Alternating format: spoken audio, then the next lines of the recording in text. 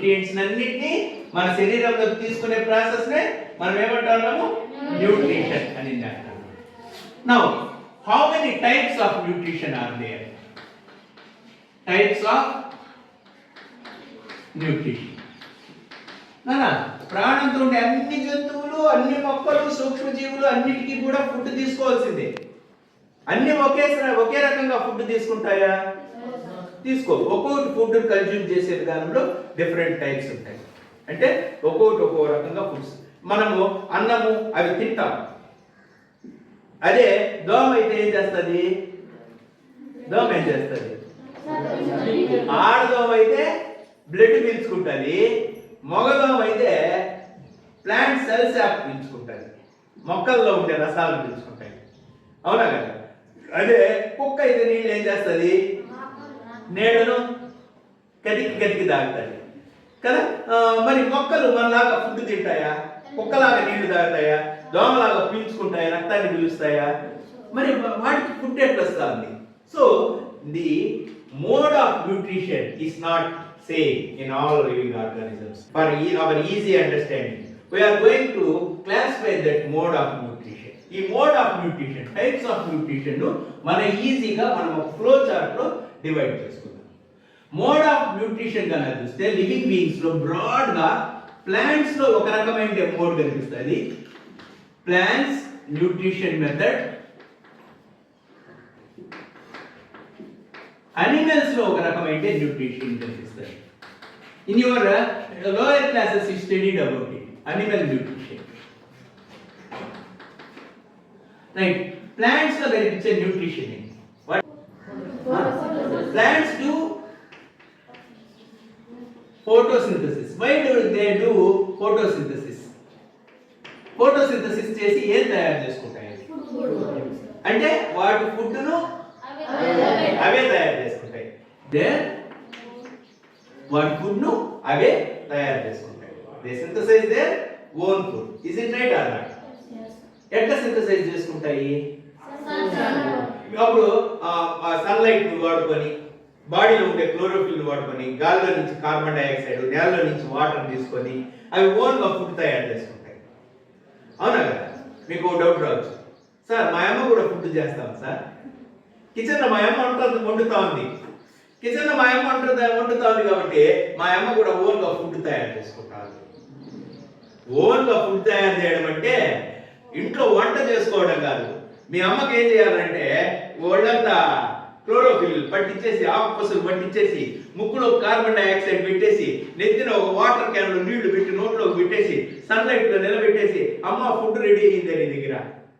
మీకు సాంబార్ వండి పెట్టినట్టు కాదు, అమ్మకు కాయలు, పండ్లు, లేకపోతే గింజలు ఇట్లాంటివి వచ్చి వేరే వాటికి కూడా ఫుడ్ ఇస్తుంది. ఈ మాట చెప్తే మిమ్మల్ని పరక్తవుతుంది. అవునా కదా?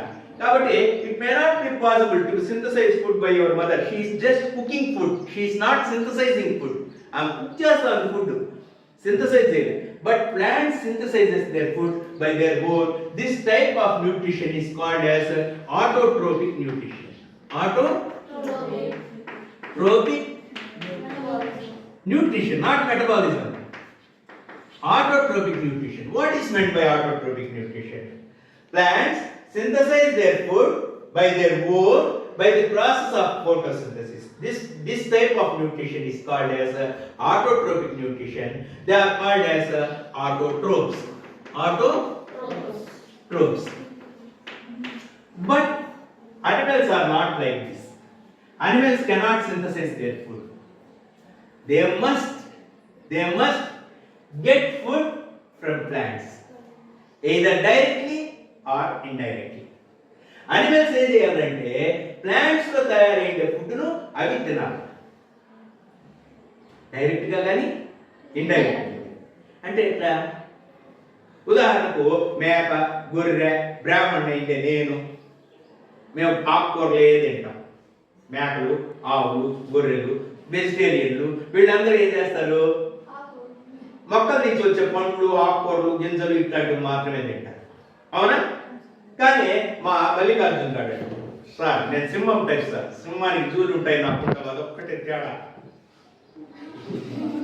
అంతే కదా మల్లికార్జున, ఈ మధ్య కదా జుట్టు కట్టించేసి కత్తిరించేసినాము. రైట్. వాడు ఏమంటాడు అంటే, సార్ నేను తెల్లారి చేపలు తింటాను సార్, మధ్యాహ్నం మటన్ తింటాను సార్, రాత్రికి ఎగ్గులు చికెన్ తింటాను సార్, పాలు తాగుతాను సార్, నేను అనిమల్ డైట్ మాత్రమే తీసుకుంటాను sir, I'm not depending on plants, so I'm not a animal nutrition. నేను అనిమల్ న్యూట్రిషన్ మీరు అన్నట్టు ప్లాంట్ ఫుడ్ తీసుకోవడం లేదు. నేను ప్లాంట్స్ నుంచి ఫుడ్ కోసం డిపెండ్ కాలేదంటే, నువ్వు ప్లాంట్స్ కోసం నువ్వు డిపెండ్ కాలే.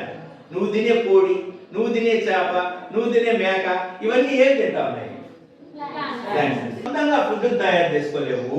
ఫుడ్ కోసము డైరెక్ట్ గా కానీ ఇండైరెక్ట్ గా కానీ ప్లాంట్ల మీద ఆధారపడతాయి, లేదా వేరే ఆర్గానిజమ్స్ మీద ఆధారపడి అవి తయారు చేసే ఫుడ్ తినే వాటిని ఏమంటారంటే హెటెరోట్రోఫ్స్ అంటారు. అర్థమవుతుందా? ఈ హెటెరోట్రోఫ్స్ లో కూడా న్యూట్రిషన్ అన్నింటిలో ఒకేలా ఉంటుంది. అంటే ఈ హెటెరోట్రోఫ్స్ అన్ని ఒకే రకంగా ఫుడ్ తినము. కొన్ని ఒక రకమైన ఫుడ్ తింటాయి. ఉదాహరణకు చెప్తాను చూడండి. Some are showing holozoic nutrition. Holozoic. In holozoic nutrition. Holozoic nutrition. Example: amoeba and human beings. Amoeba and humans. Here the holozoic nutrition is solid food. Liquid food ఒక స్పెషల్ ఆర్గాన్ లేదా బాడీలోకి సాలిడ్గా కానీ లిక్విడ్గా కానీ తీసుకొని బాడీ లోపల digest చేసుకొని పిప్పిని బయట వదిలేస్తాయి. అవసరమైన న్యూట్రియంట్స్ను బాడీలోకి పీల్చుకుంటాయి. దాన్ని ఏమంటారంటే హాలోజాయిక్ న్యూట్రిషన్. అంటే నువ్వు అంతే కదరా, నోట్లో లడ్డు ఇస్తే పెట్టుకుంటావు, లడ్డు ఏమవుతుందిరా నోట్లో నెల్లేస్తావు, పొట్టలో చిలగొట్టేస్తావు, పేగుల్లో జీర్ణం చేసుకుంటావు, చిన్న పేగులో విల్లాల ద్వారా ఏం చేస్తావు, బ్లడ్ లో పీల్చుకుంటావు, ఆకలిలో తెల్లారేవాడికి పిప్పిని బయట వదిలేస్తావు. ఇది హాలోజాయిక్ న్యూట్రిషన్. అమీబాలో కూడా మీరు కనుక గమనిస్తే, అమీబా అనేది షేప్లెస్ అనిమల్ కదా. అమీబాకు డయాటమ్ అనే ఫుడ్ ఎక్కడన్నా తగిలింది అనుకోండి, అమీబాకి ఈ పక్క ఆ పక్క ఏం చేస్తుంది అంటే సూడోపోడియా అనే స్ట్రక్చర్స్ డెవలప్ చేసుకుంటారు. ఈ సూడోపోడియా స్ట్రక్చర్స్ క్రమంగా కలిసిపోతాయి, ఫుడ్ వ్యాక్యూల్ అవుతుంది.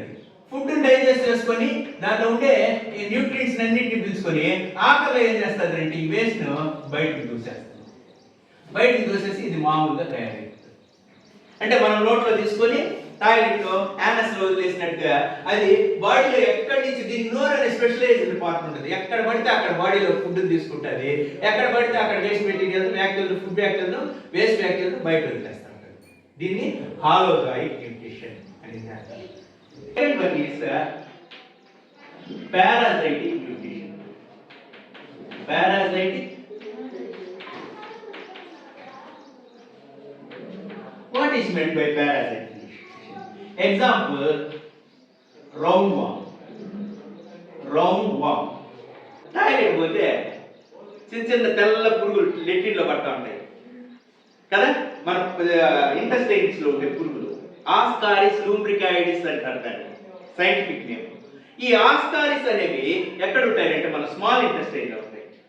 ఇవి ఏం చేస్తాయంటే మనం ఫుడ్ తింటాం, ఫుడ్ తిన్న తర్వాత డైజెస్ట్ చేసుకుంటాం, డైజెస్ట్ చేసుకుంటే ఫుడ్ స్మాల్ ఇంటెస్టైన్ లోకి పోతుంది. స్మాల్ ఇంటెస్టైన్ లోకి పోతే ఏం చేస్తుంది అంటే ఇది పొట్టలో ఏం చేసేస్తుంది, మన బాడీకి అందాల్సిన న్యూట్రియంట్స్ ఈ ఆస్కారిస్ పీల్చుకునేస్తూ ఉంటుంది, వేస్ట్ మెటీరియల్ బయట వస్తుంటుంది. అంటే ఫుడ్ బాగా తింటా ఉంటారు, అర్థం కదా, డైజెషన్ బాగా అయితే ఉంటుంది కానీ సన్నబడిపోతూ ఉంటారు, లెట్రిన్ పోయినప్పుడు పురుగులు పడతా ఉంటాయి. దీన్ని ఆస్కారిస్ అంటారు. ఈ పురుగులు ఏం చేస్తారంటే మన బాడీలో ఉండి మనం తిన్న ఫుడ్ దొంగలించి తింటా ఉంటాయి. ఇప్పుడు మనం ఏమైతే ఉన్నాం, మన ఇంటికి అతిథులు, హోస్ట్, మనం హోస్ట్ అనిమల్, లోపల ఉండేవి ఏంటివి గెస్ట్ అనిమల్ లేదా పారాసైటిక్ అనిమల్, పారాసైట్ అంటారు. Parasitic animal ascaris. ఇప్పుడు ఈ రెండింటిలో ఎవరు లాభపడతా ఉన్నారు? Who is benefited in this relationship? Parasite is benefited. Who is getting harm? Host is getting harm. అంటే ఒక జంతువు హోస్ట్ గా ఉండే అనిమల్ నశించిపోతా ఉంటుంది, పారాసైట్ ఏమేం చేస్తూ ఉంటుంది, డెవలప్ అవుతూ ఉంటుంది. ఒకటి లాసర్, ఒకటి beneficiary. That type of nutrition is called as parasitic nutrition. And next one is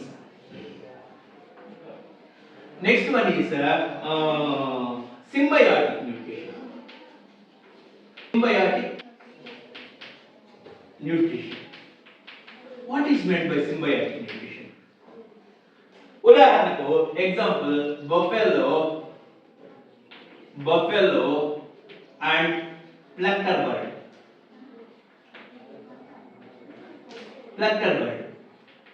మనము కైల్లో బర్రెలు దోలేసేస్తాం.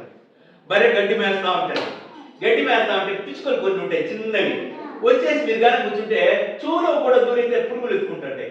దాని కాళ్ళ సందులో దూరుతూ ఉంటాయి. పొదుగు దగ్గర దూరుతూ ఉంటాయి. ముక్కులో కూడా పోయితే లోపలికి ఎత్తుకొని వచ్చేస్తూ ఉంటాయి. ఎత్తుకొని వస్తూ ఉంటాయి. పిడుగులు ఎత్తుకొని వచ్చేస్తూ ఉంటాయి. పిడుగులు చూసినారా మీరు? బఫెల్లోకే కాదు, ఫారెస్ట్ అనిమల్స్, వైల్డ్ అనిమల్స్, జిరాఫీలు, హిపోపోటమస్లు, వీటన్నిటి దగ్గర కూడా ఈ బర్డ్స్ ఉంటాయి. బర్డ్ అనేది వచ్చి కూర్చుంటే ఏం కానీ ఆడదు. బఫెల్లో తోక కూడా ఆడించదు, చెవులు కూడా కదిలించదు, గమ్మని చూస్తూ ఉంటుంది.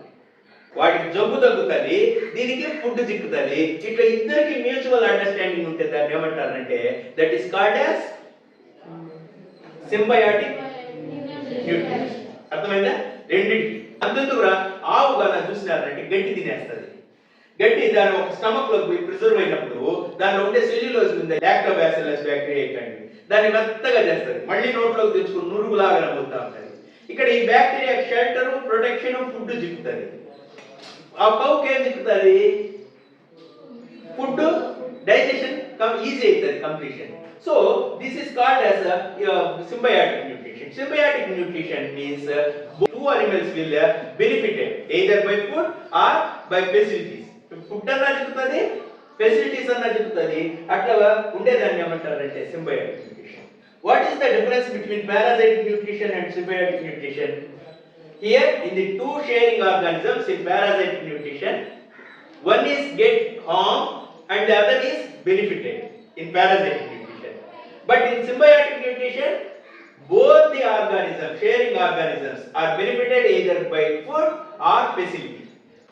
The next method of nutrition is what is that? Saprophytic nutrition. Saprophytic nutrition. Example, mushroom. ఈ మష్రూము, బ్రెడ్ మోల్డ్, ఊరగాయ మీద పుట్టే బూజు ఇవేం చేస్తాయా? దేని తింటాయా? ఆలోజైక్ న్యూట్రిషన్ మనలాగా లడ్డు, చికెన్, మటన్ అవి తిని అరిగించుకొని పెంటేస్తాయా? లేదు. పారాసైటిక్ న్యూట్రిషన్ వేరే వాటిలో నుంచి ఫుడ్ దొంగలించి తింటాయా? మష్రూము లేదు. సింబయాటిక్ న్యూట్రిషన్ వేరే వాటికి సహాయం చేస్తే సహాయం పొందుతాయా? కాదు. మరి ఇవి వేటి మీద బతుకుతాయి? ఎక్కడ బతుకుతాయిరా? మష్రూమ్ కానీ, బూజ్ కానీ అట్లాంటివి దేని మీద బతుకుతాయి? చెట్ల, అది కూడా బతికిండే చెట్లకు పట్టు కొట్టేసింటే పొయ్యి దొంగ, లేదా అక్కడెక్కడైనా కుక్క చచ్చిపోయి పడిపోయింటే, లేదా అక్కడెక్కడైనా బ్రెడ్ పీస్ మనం వాడకుండా వదిలేసింటే, ప్యాడ్ ఉంటే, అట్లాంటి వాటి మీద means organic waste. Okay, the organic waste means the decaying material. The decaying material means the organic decaying material means the dead bodies or branches, dead leaves or excreta of animals. On that these organisms will grow. ఈ organisms decaying material మీద పెరిగి ఆ decaying material ను ఆహారంగా తీసుకుంటాయి. మీరు ఈసారి కావాలంటే అక్కడెక్కడన్నా పోయి మష్రూమ్స్ వెతికి చూడండి. అవి ఎప్పుడు కూడా కుళ్ళిపోయే ఆహార పదార్థాల మీద, మురిగిపోయే పదార్థాల మీద అవి పెరుగుతాయి. Okay, saprophytic nutrition means decaying materials మీద ఆర్గానిజమ్స్ పెరగడం. సింబయాటిక్ న్యూట్రిషన్ అంటే రెండిటికి మేలు జరుగుతుంది. అంటే రెండు ఆర్గానిజమ్స్ కలిసి టుగెదర్ జర్నీ చేస్తాయి, రెండిటికి బెనిఫిట్ జరుగుతాయి. పారాసైటిక్ న్యూట్రిషన్ అంటే ఒకదానికి లాస్ జరుగుతుంది, ఒకదానికి బెనిఫిట్ జరుగుతుంది. హాలోజైక్ న్యూట్రిషన్ అంటే ఉడుకొని తినేస్తాం, మింగేస్తాము, తాగేస్తాము, బాడీలోకి పోయి డైజెస్ట్ అయ్యి ఎక్స్క్రీట్ చేస్తాం. ఇంకొక రకమైన న్యూట్రిషన్ ఉంది. ఆ న్యూట్రిషన్ ఏంటంటే insectivorous nutrition. Insectivorous nutrition. Insectivorous nutrition అంటే ఏంటంటే డ్రోసిరా, నెపంతిస్ ఈ మొక్కలు ఏం చేస్తాయంటే వాటి మీద ఏదైనా ఇన్సెక్ట్ పోయి కూర్చుంటే ట్రాప్ లాగా ఉంది, దాన్ని ఏం చేస్తారంటే టపక్కని పట్టుకునేస్తారు. లేదా పూజలాగా ఉంటే ఆ పూజలాగా పడిపోతుంది. పూజలాగా పడిపోయి దాన్ని డైజెస్ట్ చేసుకొని అదేం చేసుకుంటారంటే, డైజెస్ట్ అంటే దాన్ని కరగబెట్టి ఆ కరిగితే దాంట్లో నుంచి దాంట్లో ఉండే ఎంజైమ్స్ కెమికల్స్ వల్ల దాంట్లో కరిగితే న్యూట్రియంట్స్ బాడీలో. అర్థం కదా? మనకు డౌట్ రావచ్చు, సార్ నెపంతిస్ డ్రోసిరా అనే మొక్కలు ఉన్నాయి కదా, అవి ఫోటోసింథసిస్ చేయాలి. అవి ఫోటోసింథసిస్ చేసి ప్లాంట్ లాగానే ఆటోట్రోపిక్ న్యూట్రిషన్ చూపిస్తాయి. కానీ ఇన్సెక్ట్స్ ఎందుకు తింటాయంటే అవి పెరిగే భూమిలో నైట్రోజన్ లేకపోవడం వల్ల to fulfill that nitrogen deficiency, insectivorous plants eats the insects, not eats the insects. They trap the insects and they dilute the insects and absorbs the nutrients from its body. నాకు ఇప్పుడు చెప్పండి, plants కు animals చూస్తే ఒక nutrition animals లో ఉండే nutrition plants లో కనిపిస్తుంది. ఏది? ఇన్సెక్ట్స్ ను తినే ఇన్సెక్టివోరస్ న్యూట్రిషన్ అంటే కప్పలు ఇన్సెక్ట్స్ తినడం లేదా, తొండలు ఇన్సెక్ట్స్ తినడం లేదా, బల్లులు ఇన్సెక్ట్ తినడం లేదా, హాలోజాయిక్ న్యూట్రిషన్ లేదు. మనలాగా లడ్డూలు, మైసూర్ పాకులు, చికెన్ మటన్లు కొనుక్కొని తినేది ప్లాంట్స్ లేదు. ఎవరికి మాత్రమే ఉంది? Animals. By this types of nutrition lesson is completed.